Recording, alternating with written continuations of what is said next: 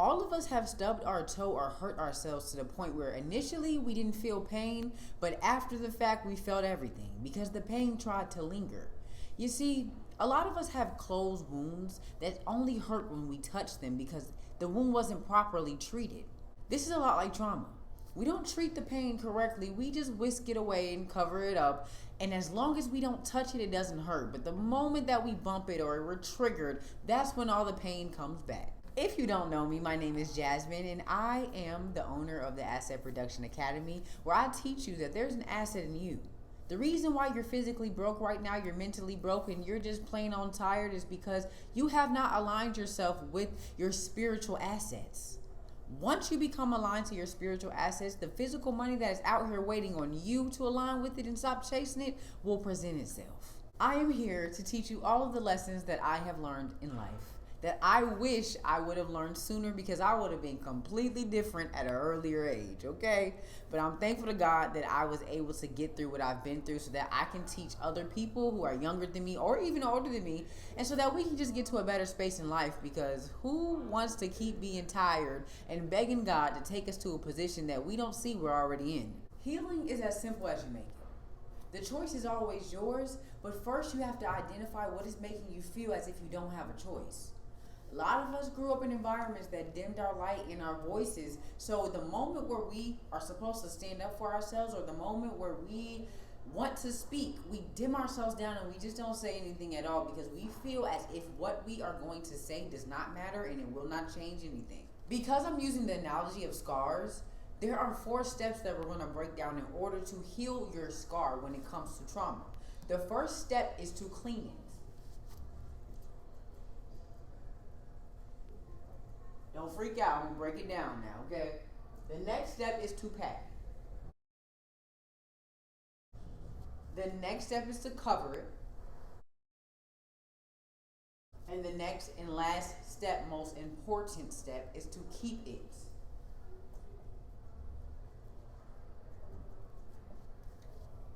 So when it comes to cleaning your wound, you must cleanse the environment. What do we do when we get cut? We go rinse it off. We go dab it or dry the blood. We go try to get the wound clean so that we can see the underneath of what's going on. So you must cleanse your environment when it comes to healing from trauma. The question is, what is in your environment that is helping the trauma linger? What is around you that does not need to be around you when it comes to your healing process? If you're trying to heal from a domestic violence relationship, you cannot be around all the friends and the people you were around when you were in that relationship. You can't still be in contact with the person that was abusing you. You have to cleanse your environment and your space so that you can see what's going on underneath it, so that you know what to heal and how to treat it. So the next step is going to be to pack it. You have to put some antibiotic or petroleum jelly or something that's going to aid in your healing process when it comes to your scar. So what are you going to be filling yourself with during this process of healing your trauma? Are you going to be reading the Bible more? Are you going to be journaling? Are you going to find a self-help podcast or a therapist? What are you going to pack your wound with so that it is actually properly healing and you didn't just throw a bandage on it and just say, oh, it's going to do what it's supposed to do, when actually it could be getting an infection because you weren't packing it with the right supplements. So what is going to assist you in healing? So clean it, cleanse your environment, pack it, pinpoint what is going to assist you in healing. And the third step is cover it. What bandage are you picking out? Are you going to get a Dollar Tree bandage that's going to slide off in your sleep? So now it's exposed and lint and stuff from your pillow gonna get in your scar, and now you're waking up and it's infected? What type of bandage are you going to get in order to cover your scar so that you know nothing from outside that can harm it or hurt it is going to come in and impact it or infect it? What's covering you? So when it comes to being covered in your trauma, you need to pinpoint who and what needs to be around you so that on the days where you're not feeling good, on the days where you want to backtrack, on the days where you have no clue what's going on, you can have somebody or something around that will reassure you. The way I cover myself when it comes to my trauma is by the armor of God, because I know that there are going to be days where I step out and I'm tested. There are going to be days where I step out and I don't feel good, and somebody can say one thing and it brings me right back to a place that I don't want to be in, that I know is counterproductive to my healing. So I know that the word of God, he said he got me. Okay, he said I'm covered. He said that no matter what tries to come up against me, I am good. I don't have to worry about it because vengeance is his. I don't have to go combat people that misunderstand me or that are trying to hold me to a lesser or an old version of myself. I don't got to worry about them because I'm covered. I highly suggest that when it comes to covering yourself, you get into the word of God. Secondly, I suggest that you start pinpointing what friends you are speaking to, because a lot of the friends that you're having conversations with about your trauma, about your pain, about the situation that you're going through, are they actually helping you or are they feeding your trauma? Are y'all trauma bonding or are y'all finding solutions in order to get out of your pain? It's time to find out what is covering you, because one thing about it, the people that you keep around you are a direct reflection of where you will end up.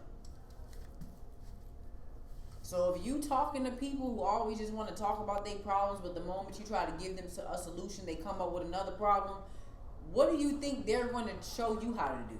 What do you think they're going to speak up into your life when you're talking to them about your trauma? So who and what is covering you? So last but most importantly, keep it. When it comes to keeping it, it means what are you going to do in order to ensure that your treatment is working and that is going to continue working. Because we think healing is a one-step thing. Oh, I went ahead and put some ointment on it. I wrapped it up with the bandage. I said a prayer. I'm good. No, it is a constant thing. When it comes to treatment, when it comes to you going to AA or rehab, they don't just keep you in there for a day. It's a reoccurring process. You be in there for months. So how are you going to keep everything that you have done intact and in place when it comes to staying in a place of healing and outside of your trauma? What are you going to do? What is your treatment plan? When I say y'all, this right here, this is the most important step. This is the most important step, because if you do not keep it intact and in place, all of this up here will be for nothing and it will fall. You're going to have to start all over again. And let me tell you something else. Don't be discouraged. You're not going to be perfect.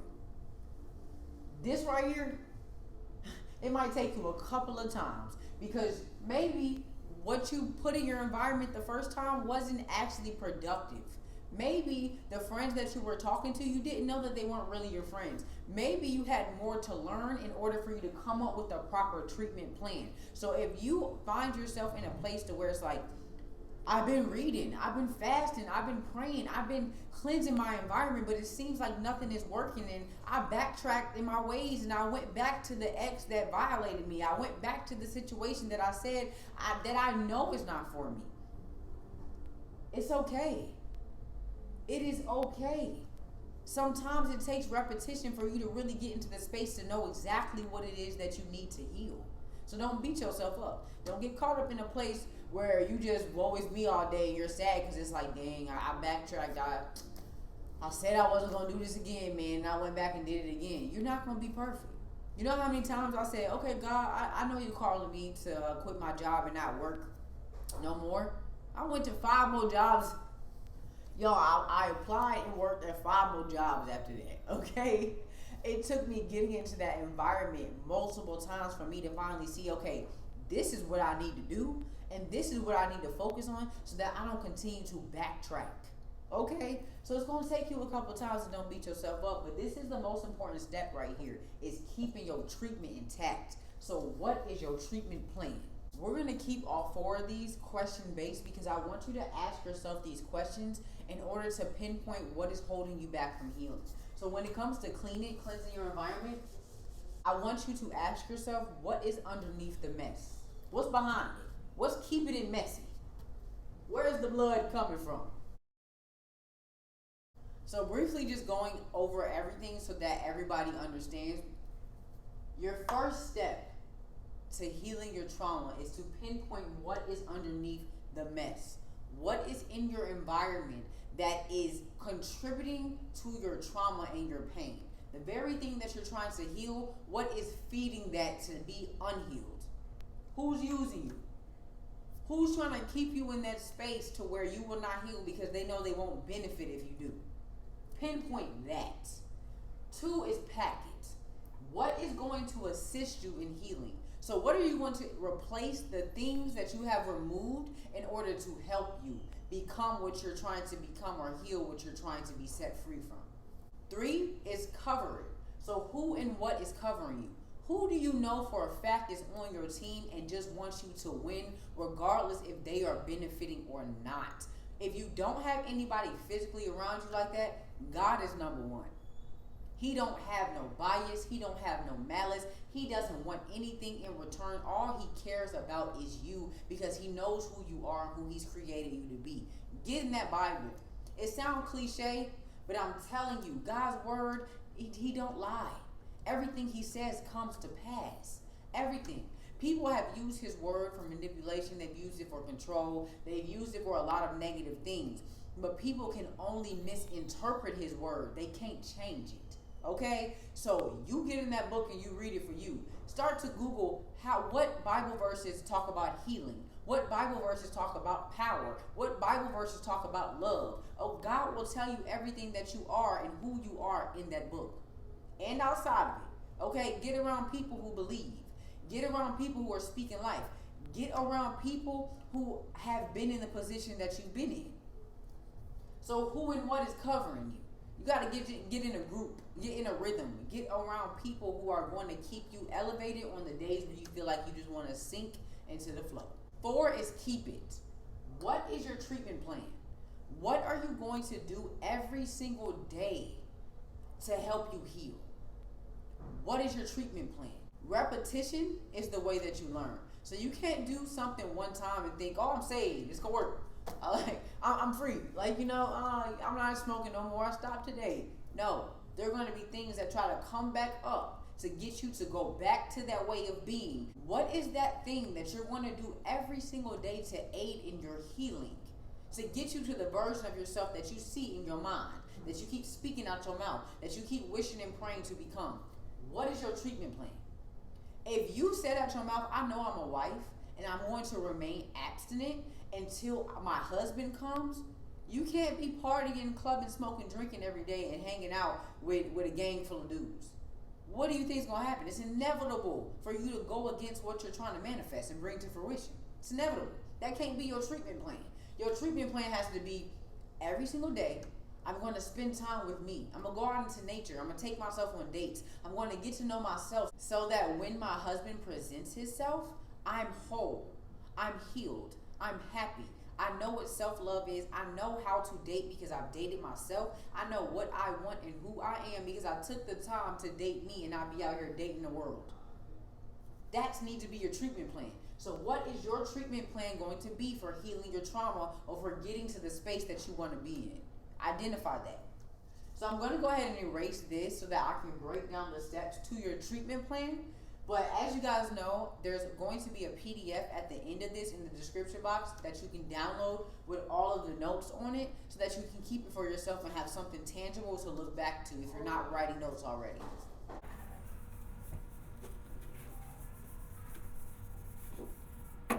All right, now, you ready for this treatment plan? You're going to stick to it. I'm telling you, it's going to work. You're going to be healed. You're going to be whole. You're already blessed. You're already set free. You just have to see it for yourself so that it can be, okay? Listen, number 1, first of all, we're going to write treatment plan. Treat it or beat it. That's what we're going to say. Because it's either you treating it, it's either you treating me right, it's either you're catering to me, it's either you bringing healing and blessings into my life, or you beating it. You getting out of here, okay? Anything that is not pouring into the version of you that you want to be needs to beat it. Okay, so we're going to call this treat it or beat it. Let's just circle this.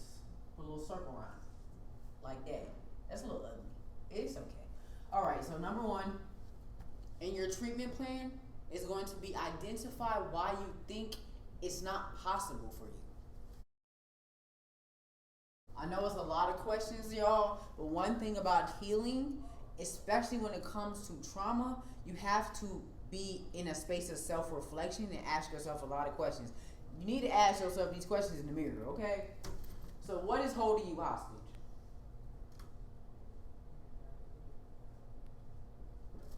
Let me give you some options. Not even options, but let me show you what can be holding you hostage. Fear. You stepped out on faith one time in your life and somebody in your family or friend said, oh, you can't do that. And because it didn't work out for you, you're holding on to that. So now that you're trying to step out and on faith again, you're trying to do that thing or operate in that energy that you had when you were a child, you're afraid because it didn't work out that one time and that one person or a couple people said it wasn't possible. So you could be letting fear hold you hostage. What else can be holding you hostage? You can be letting instant gratification hold you hostage. A lot of us were not validated, we were not affirmed, and we didn't have life spoken into us nearly as much as we needed to when we were children. So we look for instant gratification, whether you're aware of it or not.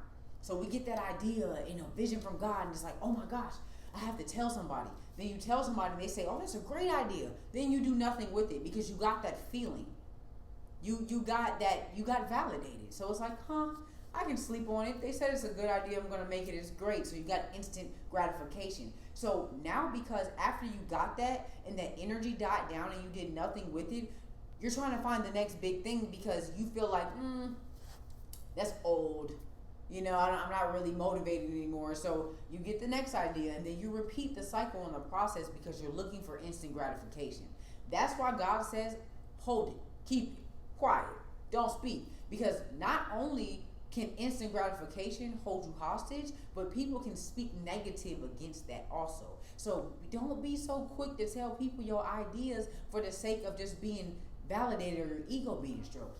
Do something with the idea that you're getting. When you get the claps and you get the oh my goodness, make sure that you've done some of the work and it's not just so that you can get a high five. So instant gratification can be holding you hostage. Another thing that can be holding you hostage is pride. Pride can hold you hostage. You've been hurt so bad to the point where you don't want nobody to tell you nothing because your whole entire life, people have bullied you, they've picked on you, they've beat you down, and they've made you feel defeated. Because people have shut you down, now you're like, I don't want to hear nothing, even if it's something good. But you just go back to that space to where people made you feel like what you were doing wasn't good enough. So pride can hold you hostage. All right, so your number one in your treatment plan is figuring out what is holding you hostage so that you can combat it. Because we're not doing that.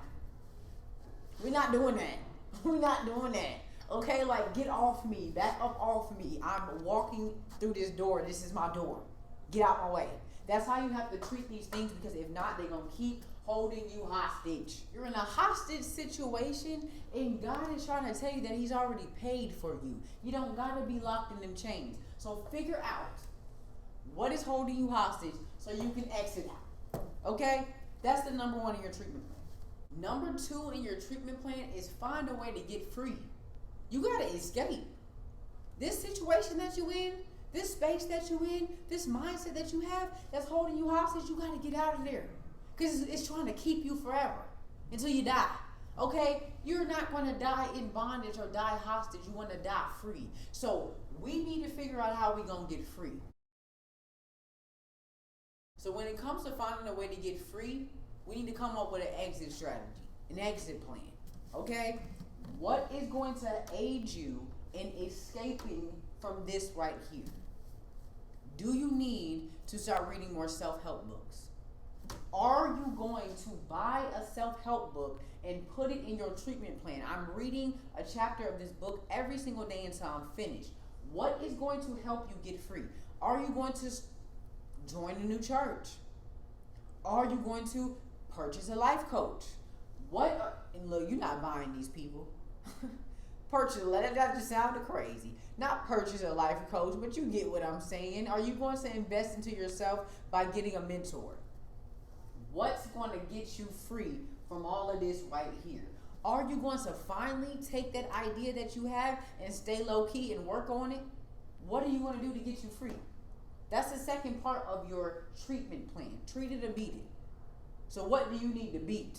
Because it's keeping you hostage. You need to fight your capturer. The person that's kidnapped you, you need to fight him. Okay? So how are you about to fight him? How are you going to fight that fear? How are you going to fight that doubt? How are you going to fight that instant gratification? What are you going to do? It's time to escape. Okay? So you got to come up with your exit plan. How are you going to get out of that relationship that does not serve you? I know you living with them. You don't got nowhere to go right now. You don't know what to do. If you need to slowly but surely pack up something every single day, do that. Okay? But start moving towards the door because the door is open for you. So you need to find a way to get free. And last but not least, number 3 is map it out. Map it out. Write the vision.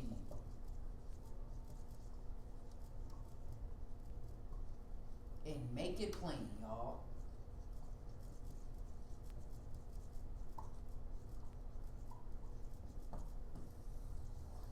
Write the vision and make it plain. Okay, what do you want for your life?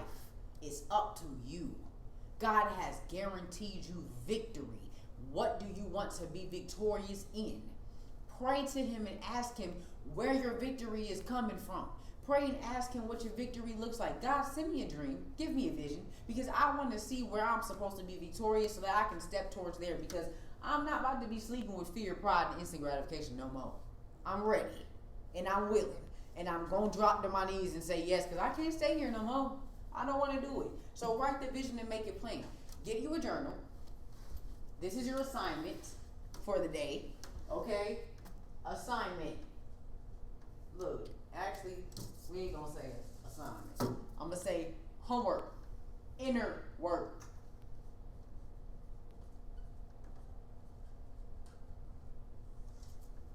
Get a journal. On the first page of this journal, I want you to write a vision for your life. This is your treatment plan. Your treatment plan is your vision. How do you see yourself set free from your trauma? How do you see yourself living? Who do you see yourself becoming? What version of you? Still want to be you. But do you see yourself, listen, I don't cuss no more, I don't drink no more, I don't smoke no more. I've become financially stable to the point where I can retire my whole family. I'm so excited and blessed that the way that I generate income is by waking up every day and creating and impacting other people's lives. What is your vision for your life? Write it on the first page of that journal. And from there, every single day you wake up, journal about your day. At the beginning of it and at the end of it, journal about your day. At the end of that book, the very last page of your journal, write out a step-by-step plan with all of the information that you got today. Write out a step-by-step plan as to what you are going to do to get to the first page of what you wrote, to that vision that you wrote. What is going to be your everyday? And in the middle of that book, that's your story. That's your testimony from all the way from page 2 to page 99. Might be 100 pages in there. The first page you use to write your vision, the last page you use to write your plan. In the middle of that book, that's your testimony. That's what you're journaling about. That's what your day is about. So when you go back and you start to see the things being checked off your list that you want from page 1, you're going to be able to go back in the middle and see your journey and your testimony. Okay? So page 1, write what you want, write your vision, pray over it, make it plain. The last page of that journal, write out your plan and what it is that you want in the end. If you do not know that, get on your knees and pray and really sit down and think about what in your life is it. What do you want to accomplish? It don't gotta look like everybody else's life. You might want to be a hairstylist. Okay, you want to be a hairstylist? What are the steps that you're going to take to get there? You want to heal from trauma when it comes to your domestic violence relationship? What are you going to do that? You want to heal your broken relationship with your mom. What are you going to do that? And at the end of that, I am in a healthy relationship with my mom for the first time ever in my life. That's the end goal. But what are you doing to get to the end goal? This can be about trauma. This can be about business. This can be about just healing in general. This can be about dating yourself. By the end of this year, I want to know what it is to date myself and love myself completely. What steps am I going to take to get to that? Every single week, I'm taking myself on a date. Every single day, I'm waking up and I'm talking to myself. Like I would call that man and talk to him on the phone and say good morning. I'm saying good morning to me and asking me how my day was. I'm journaling about it. So what are you going to do? This is your treatment plan. Everything that we talked about today, I'm going to put on a PDF. So do not be afraid. Do not get discouraged. Okay?